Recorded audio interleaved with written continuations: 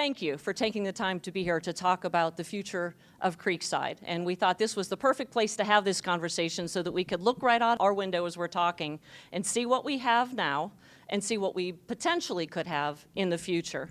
You're going to see a little logo down there, Pod Design. Pod Design is an architectural firm, sort of. Landscape architectural firm, fine, whatever. But John Witkowski from Pod is with us. John works for Pod. These are some of his images that you're going to see in a little while tonight. But interestingly, John also is a Gahanna resident.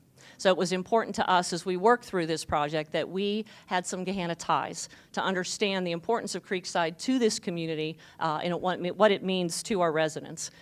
Sarah referenced that she's going to be popping up back here as we go through this. So the plan for today is we're going to have maybe about a 45-minute presentation where we're going to walk through two projects, not one, but two projects. Then Sarah will be popping up. We'll do some live polling to get your feedback as we go through that. After that presentation, you see some round tables in the back of the room. We're going to transition to the back of the room and have some small group conversations. The number of people in this room tonight, not only from all of our stakeholders, but all of you, truly reflects the importance of this meeting, the importance of the projects we're going to talk about, and the importance of this conversation. We all know that having a strong, vibrant center, heartbeat of that community, that downtown area, is vital to the overall success of a city. Because having a vital, strong downtown core, it's not just that area, it reflects and it emanates and it reverberates throughout your entire city. It's important to us that you, our residents, I know there's business owners here, stakeholders here, it's important to us that you are part of this process. This meeting tonight is about sharing information with you, answering your questions, but also having our chance to hear from you as we go forward. Your perspectives, your ideas, your concerns, your hopes and dreams for Creekside, for Gahanna are vital to making sure that every step that we take in moving forward is meeting the needs and wants of our community. For the past year, I mentioned the Our Gahanna plan, our strategic plan. We have been engaged in developing a new strategic plan for the city, obviously called Our Gahanna.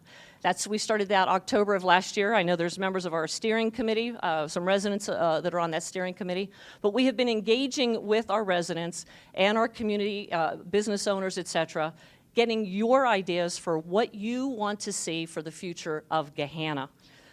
Ultimately, the work that we do here at the city is focused on building the community that you both want and need.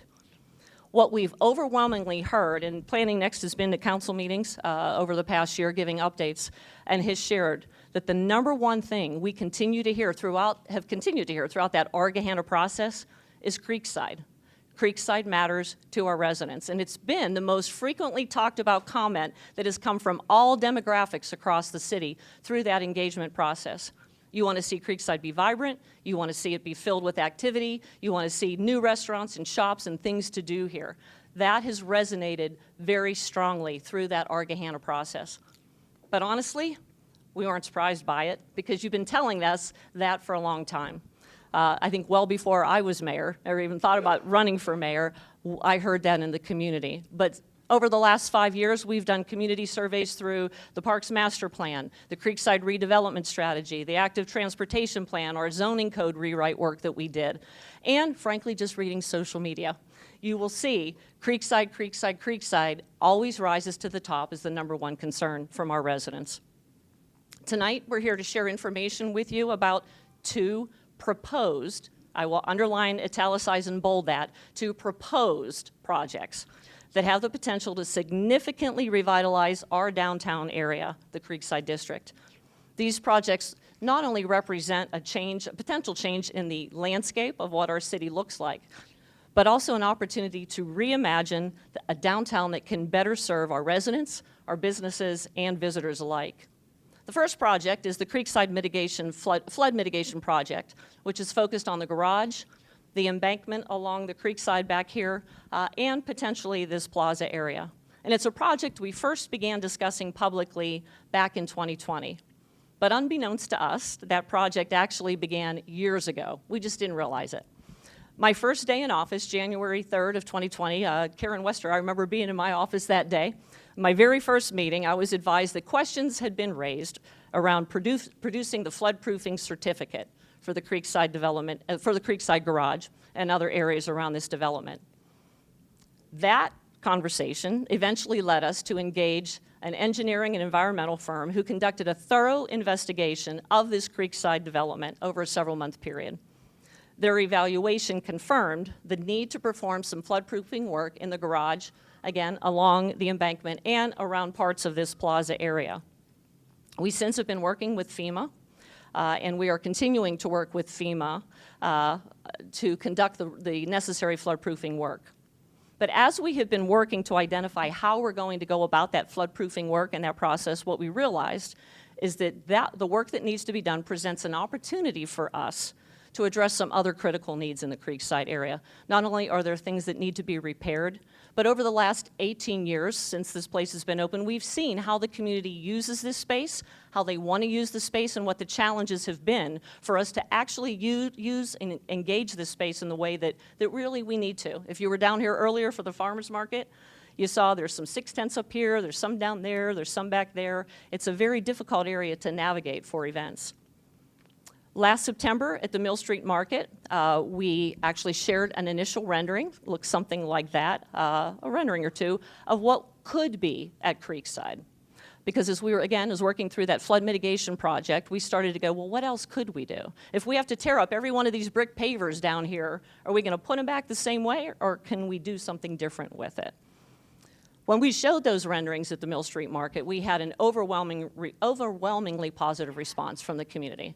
It told us we were in the right direction, and that was, again, reaffirmed from what we've been hearing in the Argahana strategic planning process.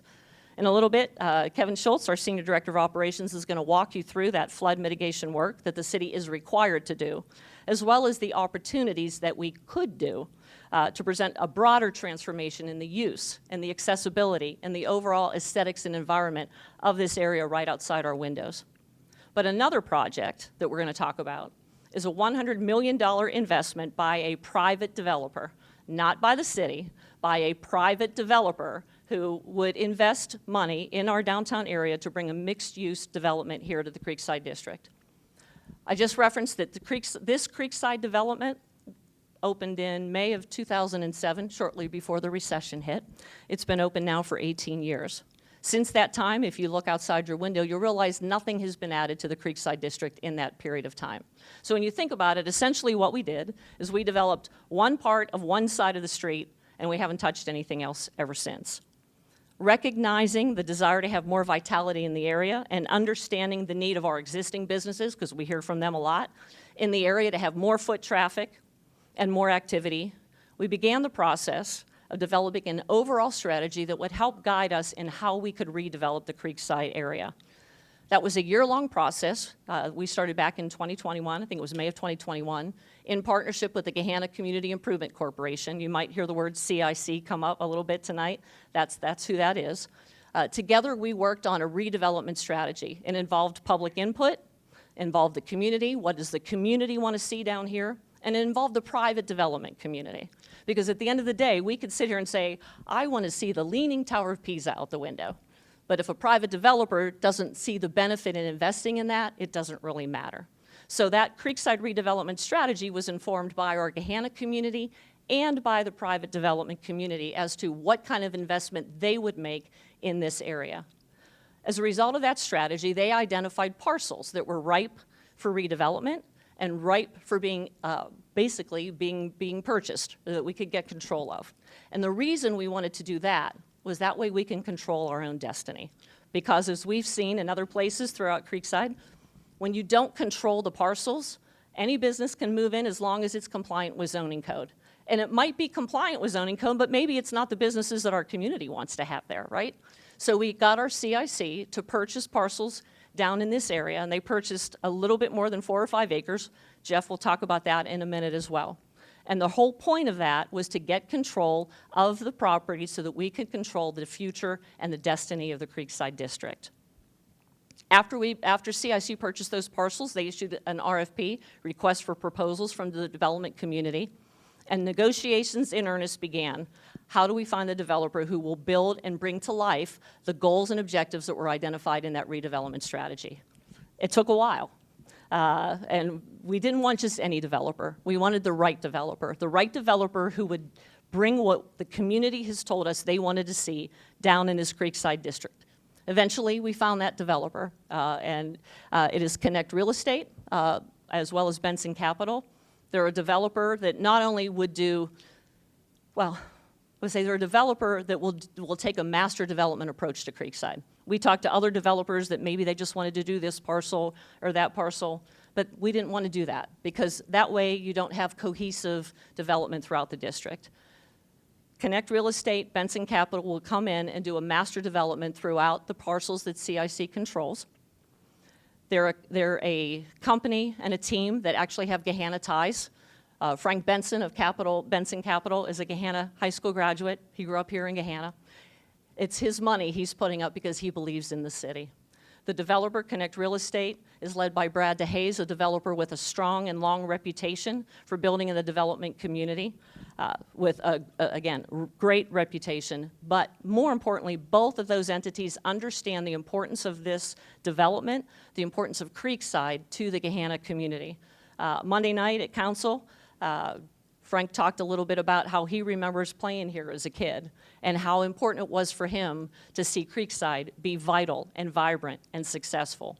That's the kind of developer we want to work with, somebody who understands, who is part of the community and who understands the needs of the community.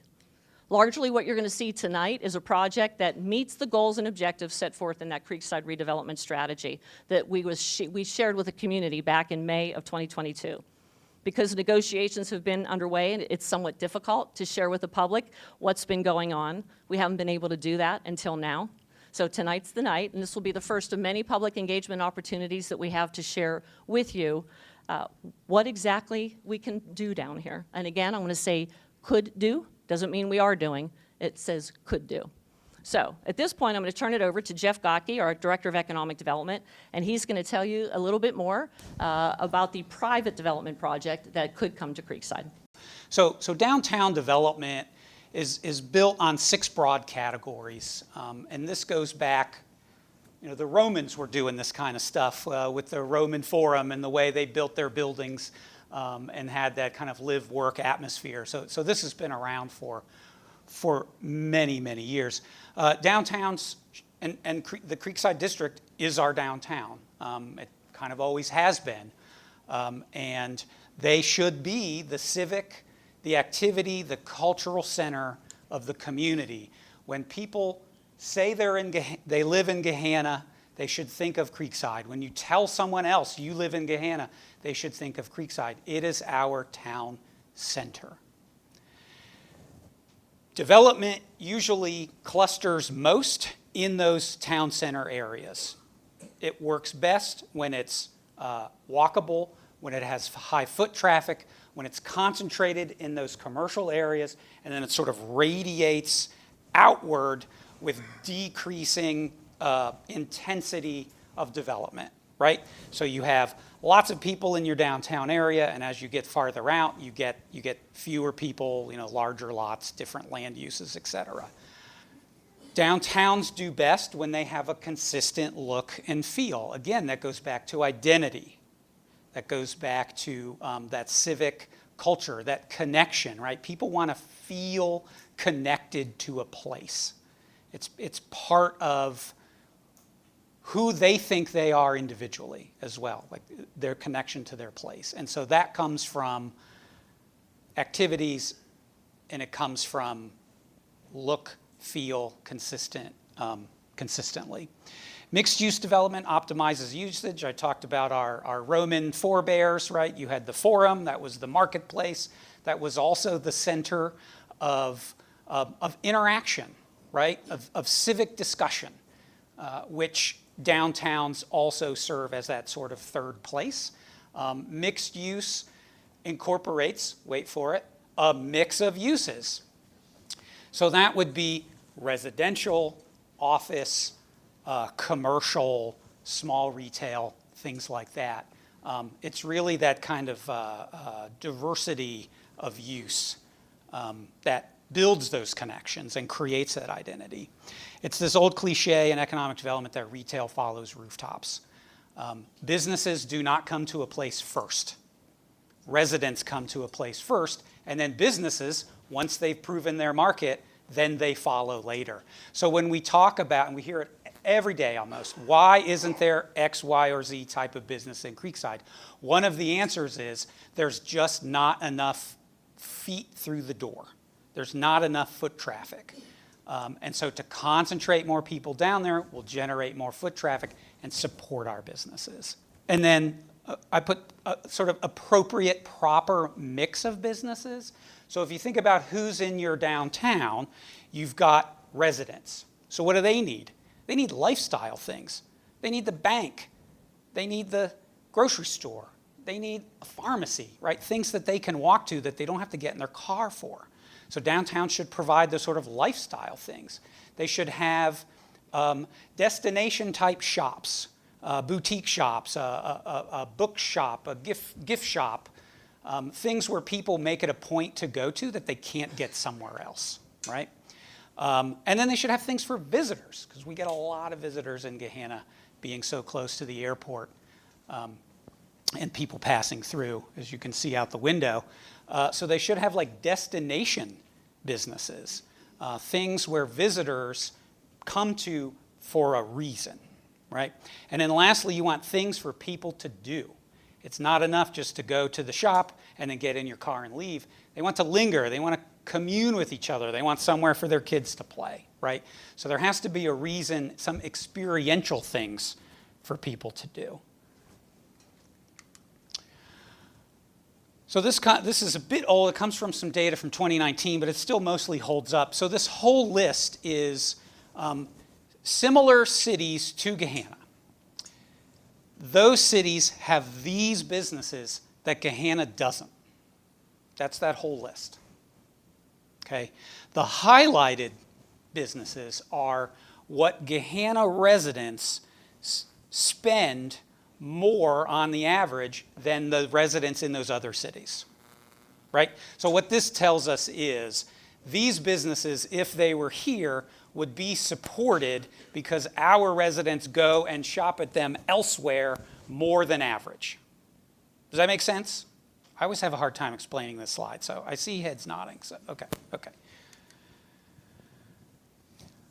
Here's some data that we gather from, it's a data aggregation firm that tracks cell phone and credit card usage and aggregates them together. So the moral of this story tonight is don't commit crimes with your cell phones or your credit cards.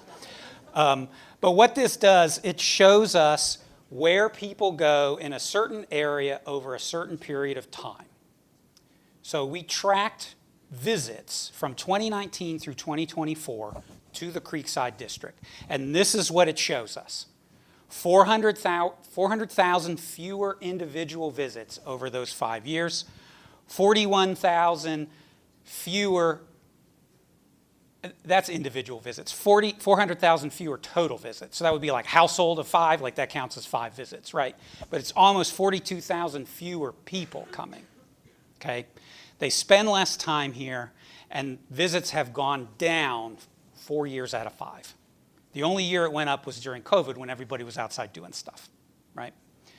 So there's the takeaways. Fewer people are visiting. They're staying for less time, and that's a year-over-year trend. So that tells us, that can tell us some things. Other places have been built since Creekside was built 18 years ago, right? There's just other places for people to go, and they're going there. And I won't mention them because I don't want you to go there instead. I think there's some maybe lack of staying current, lack of staying with the trends, wear and tear on materials, just getting a little tired. At some point, like your kitchen just gets kind of beat up from being in it every day, right? And you got to switch out the countertops. That's kind of what you're going to see tonight a little. Actually, we're getting a whole new kitchen. We're not just doing the countertops, but it's kind of the same principle. And then lastly, second to lastly, this comes from the Creekside redevelopment strategy that the mayor mentioned earlier. So this is survey data of what people said they would like to see in Creekside. And you can see there, housing, guess we like to drink wine, experience-driven businesses like we talked about, and then those lifestyle things. If I'm a resident, I have to get in my car to go to the pharmacy or to the grocery store, right? And then through the Argahana process that the mayor mentioned as well, of all the public feedback we got, 26 pages of it was about Creekside. There was hundreds of responses. And so I did not read all 26 pages, I'm not going to lie. But I skimmed it and pulled out some representative feedback from residents in the last several months and what they had to say about Creekside. And I won't read those all to you or make you read them, but basically they say it should be planned and intentional. It shouldn't be sort of like slapdash and we'll just kind of get what we get, right? We're falling behind our peer cities with these kind of destination things. Creekside is our downtown, and people want to be proud of it, and they want to feel connected to it, and that it needs to improve. So I saved you 26 pages of reading. No charge.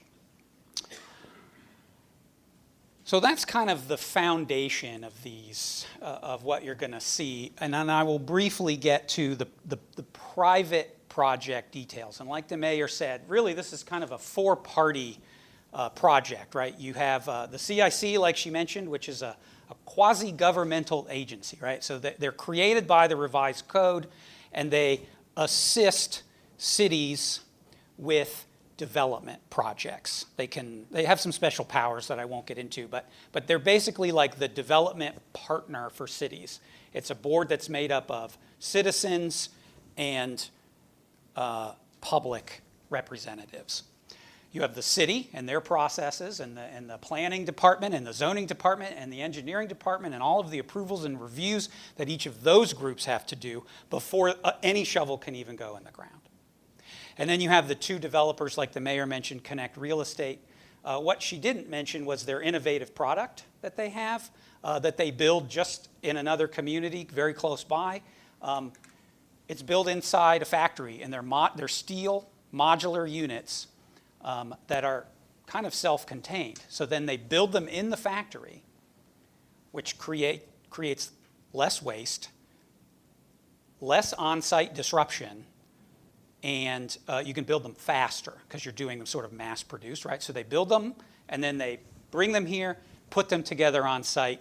You can see this with the Trolley Barn project over by the East Market in Columbus. They just wrapped that project up. Connect's a local company that has many local projects. And Benson Capital and Frank Benson and his connection to the city. And so we're proud to be working with them because they're a developer, they're a private company, right? They have to make money, that's how this works.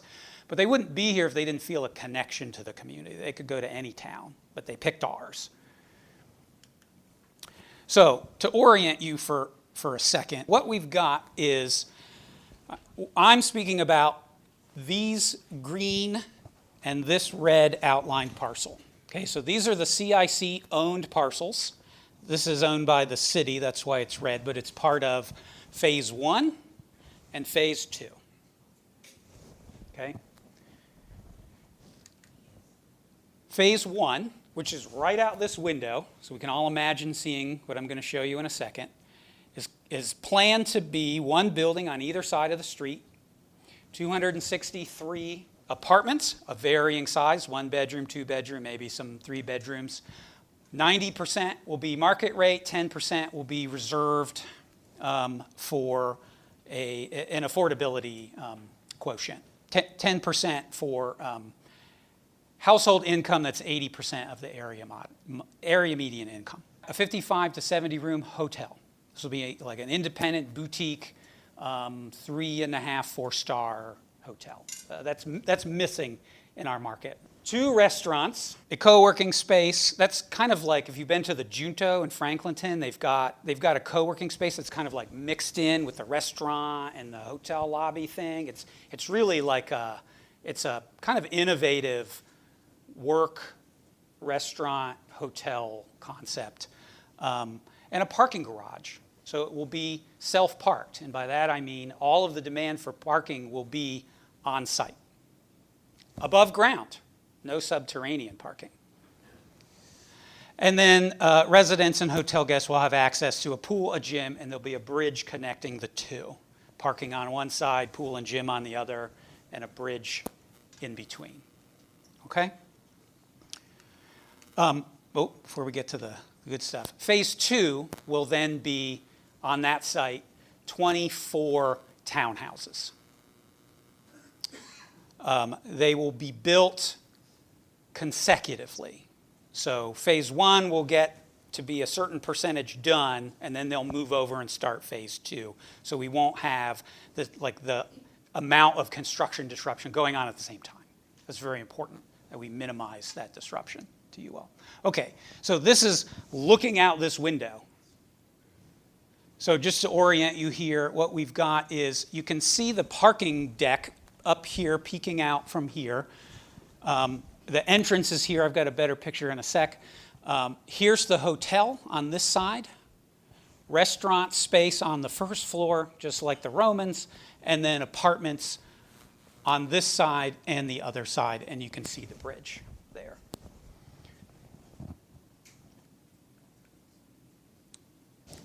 Please don't get hung up on the exterior look. These are conceptual renderings only. We still have to go through the city planning and zoning process. The exterior materials can change, right? So if we say, we like more of the brick look to be consistent with what's there, those things can be switched out. So we're really just talking about the use and the siting, S-I-T-I-N-G, of the building, right? Not necessarily the exterior finishes at this point. There's a little zoomed up view still right out this window. You can see the entrance to the garage. There'll be also another one farther north on the back side, so there'll be 2 entrance and egress. This will support hotel guests, apartment residents, and the public that is going to these businesses. We'll maintain the streetscape, the street frontage, trees. We'll actually probably enhance it with more trees, a little more greenery, and kind of that comfortable walking experience where it's not like curb, street, building, right? With a little buffer, a little more comfort. Here's a close-up view of the bridge. I was told that G is for Gehenna and not Gotki, like I thought. And then this is kind of an interior shot standing maybe right down here on street level, looking diagonally into, here's your hotel entrance, hotel rooms, this looks like hallway, and then restaurant there, right on the corner there. So this is what things could look like. We're thinking about the uses. We can kind of adjust the exterior finishes as we needed. For the time that I have, we're basically going to be talking about things that are inside of the red box for all intents and purposes. Oftentimes you're going to hear about building A, building B, and building C. We're technically sitting inside of building B right now, with building A being furthest to the north on the streetscape itself. And we're basically talking about everything that's inside of the red box, as I've already indicated. A couple of slides here before we get into a lot of other renderings. But basically this here is just a colored version that the folks from Pod and Fishbeck, our consultants that we're working with, have put together. And as the mayor indicated, this project really started out as a flood mitigation project because of the need to protect the garage and to protect the lower plaza from floodwaters from the mill race and from events that happen north, right? We sit directly south of a very large dam that every once in a while with weather events and such. have negative impacts on the Creekside area here. So flood mitigation, it's just a fancy word basically for how do we protect the garage itself, and how do we protect the plaza and the creek itself from floodwaters when they come down the creek bank. So what that particular phase of the project includes is it includes stream bank erosion control measures. So basically a clay cap that gets put on the stream bank itself. But then it also creates a temporary barrier, or a barrier that can be removed, so it only is in place during flood events itself, to protect the lower plaza mainly, but then also some infiltration into like the restrooms that are inside of, that are also on the lower plaza, and such. One of the things that you'll also notice at the same time here, in my little box here, I have improved ADA access, Americans with Disability access, because in this particular vicinity here, where we have the stage and the ramp that goes over to the pedestrian bridge, that needs improvements to be brought up to current day standards. But then at the same time too, it'll also improve the lighting that's along the creek bank itself, and we'll make those types of improvements to the trail itself and other things, while in large part a lot of that's getting ripped out in order to provide the appropriate flood protection. We'll get into other flood protections, or dry flood proofing, if you would, here in a couple minutes. But one of the other things in blue, in the blue portion of the drawing here, what we see are other trail improvements. One of the things that we recognize is that there's a rather large disconnect between the lower trail area and the upper plaza. It's very difficult to get, if you're on the trail, let's say just south of here, you want to go to Cold Stone as an example, and you walk down the trail and you find yourself walking past the bathrooms, if you would. The only way really to get to the upper plaza is to take this staircase and then work your way over to Cold Stone itself, right? So with the trail improvements, there's the intention of building a secondary staircase and then a secondary ramp that takes you from the lower trail area to the upper plaza.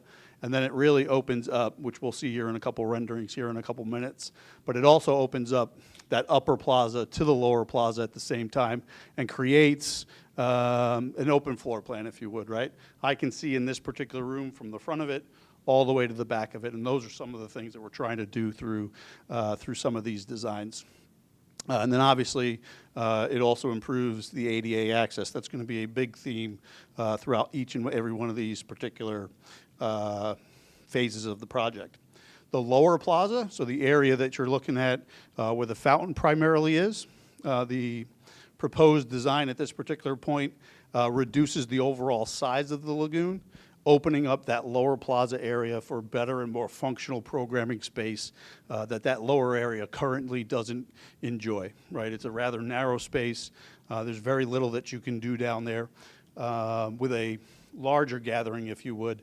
And then at the same time, during that improvement, we're going to create some amphitheater style seating, performance areas down there, and it really opens up that area again to a much more functional performance and or event type of space. In green, what you're seeing there is the upper plaza improvement. Okay, part of the challenge with the garage, anybody who parks in the garage, and it might not even be raining today, but it might be wet in the garage. Part of the challenge with the garage is that the garage is underneath each and every one of these buildings. And there's a lot of infiltration from those brick pavers through the ceiling, if you would, of the parking garage, or the parking structure itself. And in order to remedy that particular challenge, each and every one of these red bricks need to be removed.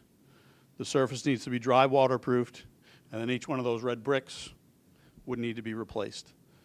So at this particular point in time, there's tremendous opportunity in order for us, if we need to dry flood-proof the garage itself, to also fix the bricks, and then also update and improve the quality of the bricks overall throughout that entire red area. We have the opportunity at that particular point to improve the landscaping and softscapes or hardscapes throughout the entire upper and lower plaza for that particular matter, improve lighting and those types of things. The last portion, obviously I'm working my way from the creek itself to the street itself, is the streetscape. Jeff talked about the streetscape as it relates to the development just north of us here.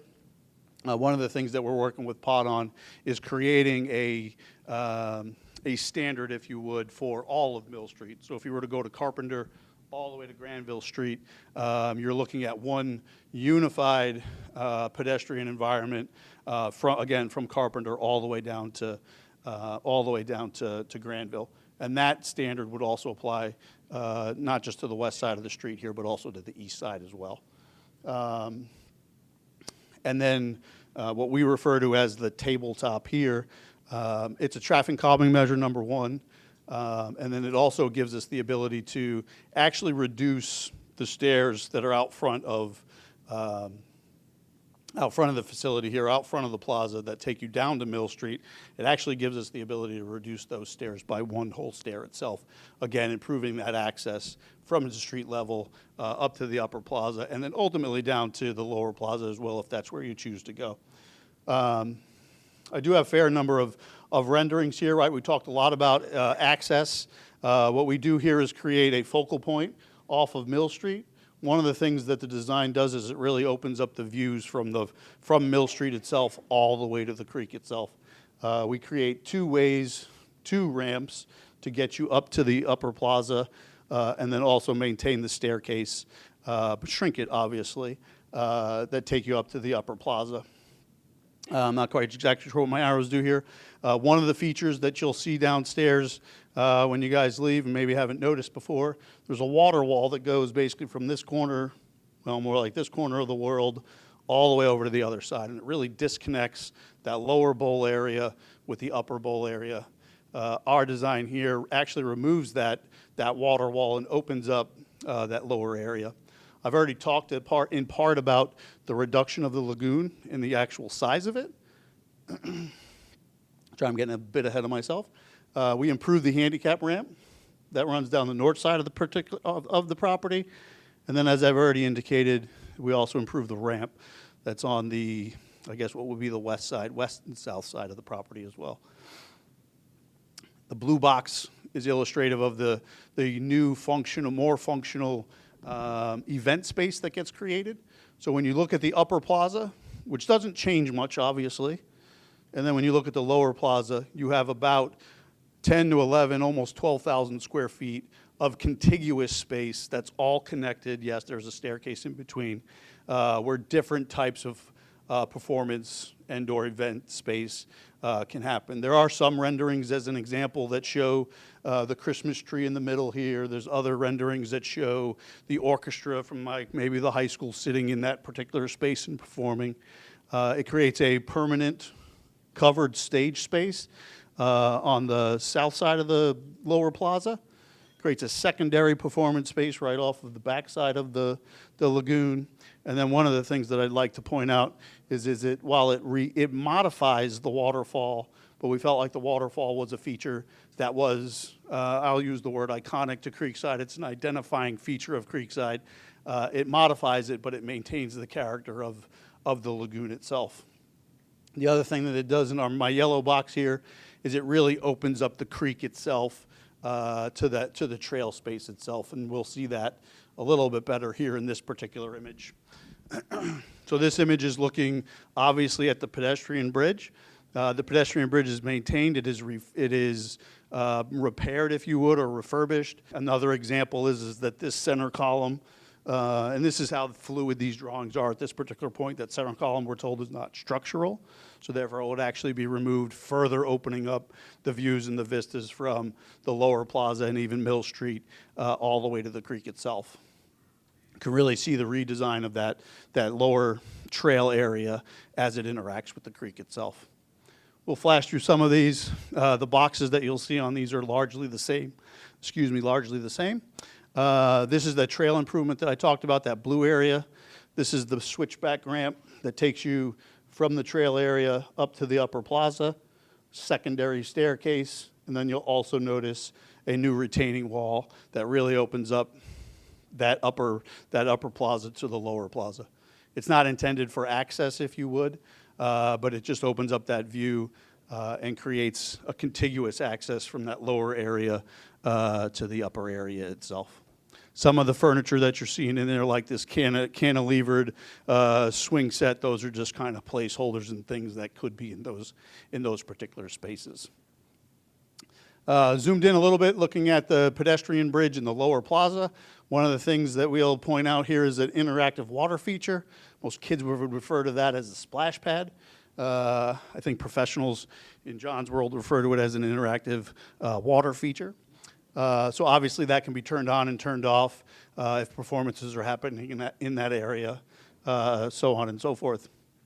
The other thing that you'll also notice too is a much better view here of that amphitheater type style seating, so that when there was a performance going on, a Creekside Live or a Friday night event, everybody wasn't crammed in the backside of the cantina and smushed in there, if you would. Just another view of that lower plaza. So I'm at lower plaza level at this particular point in time. Now I'm standing in the middle of Mill Street, and I'm looking all the way back towards the bridge. It's kind of shows up better on a laptop screen or a monitor, but the bridge is right here, and you can clearly see everything that goes on. I like telling the story. The first presentation that I gave inside of the city of Gahanna, when I was working for the county, was in this room. And I park in the garage, and I'm not exactly sure how to get up here, and I finally find my way up here, and I come out of the garage, and I walk this way, and I didn't realize that there was anything down there until I left, and I had a little bit more free time to kind of walk around and observe what the space was, because obviously there's something there, but you really don't know what's there from the street if you're unfamiliar with the space itself. But what this really does by the eliminating of that water wall is it tells people, hey, something is going on down there that you might want to check out.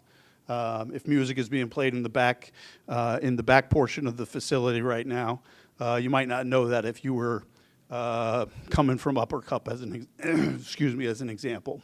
The streetscape, or the front side of the plaza itself. So as you can see, the front side of the plaza and Mill Street here changed tremendously. We have two ramps that bring us up to the upper plaza. It shrinks the profile of the staircase in the middle.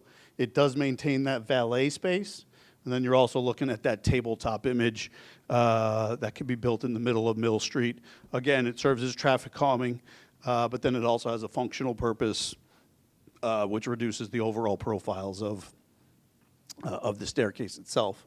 You can see that the space is landscaped a whole lot more than it currently is. I think there's 2 or 3 mature trees down there currently. And you can see the intent here is really to landscape it and hardscape it to a certain degree, much more emblematic of an urban park than maybe what we have today. This is Building B. So I'm standing in this window right here.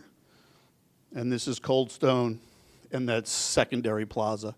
Obviously, the secondary plaza also gets refurbished. There's some other features that get built in there. There's some concepts with a fireplace back in there. There's some other type of awnings and those types of things back in that space, of which I don't really have any good renderings of it in this particular slide deck. You all can also see that the way in which the streetscape itself and the sidewalk is reimagined, even in spaces like this that give an opportunity for some small bistro seating and those types of things. We are going to move to the back of the room over here. We've got round tables set up, and we'd love to continue the conversation. We've got a few more more discussion type questions, digging in a little bit on what has been presented and what's being proposed. So if you'd love to stay and chat with your neighbors, we also have city staff available to kind of float around if you've got questions. But we do have a small group activity where we'd like you to move to the back table. So as soon as you're done with your one word, feel free to move to the back tables if you'd like to join those conversations. And we'll start that just in 1 minute here.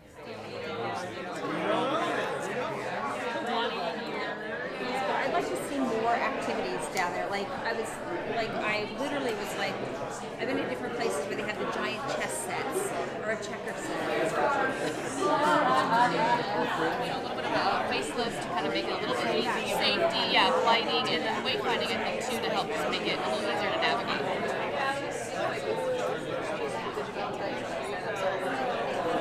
We don't have a Just This and let's just go with this. yeah. No matter what you do, that's state route 62. That's not common.